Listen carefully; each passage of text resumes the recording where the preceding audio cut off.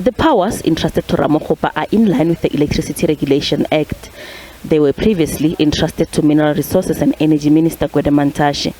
This pertains to the electricity generation, the types of sources from which electricity must be generated, the determination of the sale of electricity, new generation capacity, and provision for private sector participation, among others. Some powers and functions, however, will remain with Mantashe.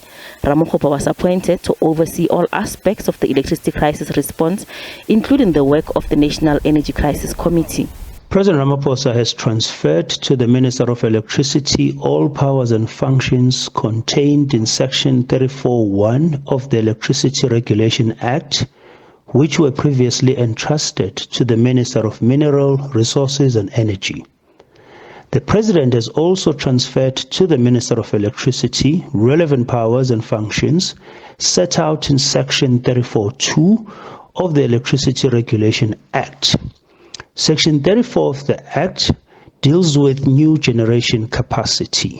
One energy expert, however, believes the powers given to Electricity Minister are relatively limited and more power is still in the hands of the Minister of Mineral Resources and Energy.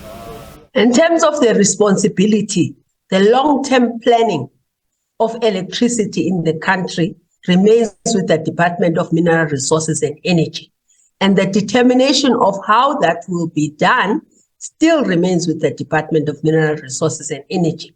The implementation, you can only implement by issuing ministerial determinations, which the NERSA is supposed to concur with. And then you can then start issuing bids. That's with the current Minister of Electricity. However, as I said, right now, as he gets the powers, there are already determinations that have been made before he was given the powers. And so it kind of becomes mute, really, what role he can really play in that regard, perhaps in future determinations.